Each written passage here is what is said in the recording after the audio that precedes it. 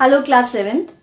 इस नए साल में हम अपना नया हफ्ता शुरू करने जा रहे हैं और अपने इस नए हफ्ते प्रथम सप्ताह में हम अपना नया पाठ 11 जंतुओं व पादपों में परिवहन क्लास 7th का पढ़ेंगे।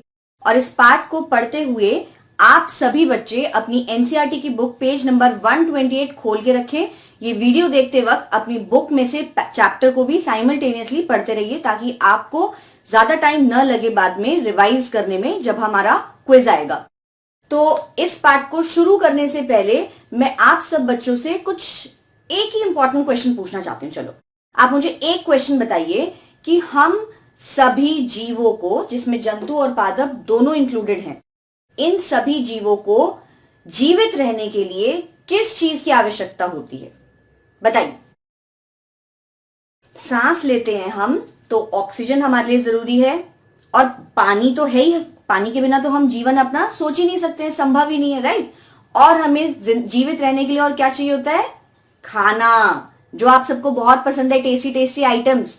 तो भोजन, जल और ऑक्सीजन, इन तीनों की आवश्यकता हमें जीवित रहने के लिए तो होती है। पर मुझे ये बताइए कि इन आवश्यक चीजों को हम अपने शरीर में ग्रहण कैसे करते हैं और अपने शरीर के विभिन्न अंगों तक कैसे पहुंचाते हैं? है ना ये कमाल क्वेश्चन। तो ये जो क्वेश्चन मैंने आपसे पूछा है, इसका आंसर आपको इस चैप्टर जंतुओं व पादप में परिवहन में मिलेगा। और इसका एक लाइन में अगर मैं आपको आंसर बताऊं तो इसका आंसर है सर्कुलेटरी सिस्टम या परिसंचरण तंत्र। ये जंतु और पादप दोनों के अंदर जो एक तंत्र होता है, सिस्टम होता है। सिस्टम का मतलब क्या हुआ? जिसमें एक पूरा बहुत सारे अंग इन्वॉल्व हो, उनके बहुत सारे घटक इन्वॉल्व हो, तो वे सभी मिलकर एक टीम में काम करते हैं और जो भी प्रोडक्ट्स मैंने आपको बताया, जो भी आवश्यक चीजें हैं हमारे लिए, उनको विभिन्न अंगों तक पहुंचाते हैं। और इसमें जंतुओं में मेन कार्य किसका होता है? परिसंचरण तंत्र में। मुझे बताओ बच्चों, हमारे अंदर सर्कुलेट क्या करता है पूरे शरीर में? ब्लड। यस, ब्लड जो है वो सिर से लेकर पांव तक बिल्कुल सर्कुलेट कर रहा है। तो परिसंचरण तंत्र का सबसे मुख्य घटक होता है रक्त और हृदय। और अब इसके बारे में पढ़ने से पहले हम जानते हैं कि हमारे जंतु, अब मैं इस पाठ को बेटा थोड़ा सा ऐसे बढ़ाऊंगी कि जंतु में परिवहन और फिर पादप में परिवहन, तो जहां जहां वो इंटरसेक्टिंग फैक्टर्स होंगे सेम वहां हम सेम पढ़ लेंगे। और नहीं तो मैं फिलहाल यहां पर सिर्फ अभी जंतुओं में परिवहन की बात कर रही हूं। तो जंतुओं में परिवहन के लर्निंग ऑब्जेक्टिव्स क्या हैं? क्या पढ़ेंगे आप? उद्देश्य वो है, पहला, रक्त के घटकों की सूची बनाना।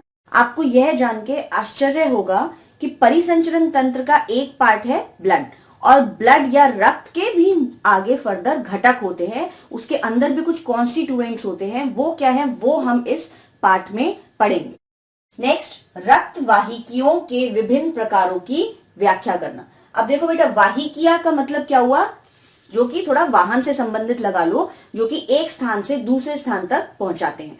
तो रक्त की वाहिकियां होती हैं, कौन सी होती हैं? आप बताओ मेरे को फटाफट से। जो हमारी बॉडी के अंदर पूरी बॉडी में है और सर्कुलेट करती हैं ब्लड को। वेन्स जो आपको ग्रीन ग्रीन दिख रही हैं, रेड रेड दिख रही है ना, आर्टरीज और वेन्स कहते हैं उसे, धमनी और शिरा। उसके बारे में हम व्याख्या मतलब अभी और डिटेल में पढ़ेंगे। और तीसरा है हृदय की बनावट और कार्यों की चर्चा।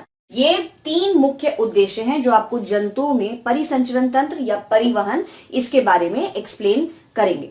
तो ध्यान से सुनिए और डायग्राम्स भी आप मेरे साथ बनाइएगा जो भी मैं बना रही हूं। तो हम यहां पर अब बात करते हैं मेन रक्त के घटकों की सूची बनाना। रक्त क्या है? रक्त के भाग क्या है? NTPC Faridabad and Chief Minister's Good Governance Associates Program with Star Teachers of Faridabad.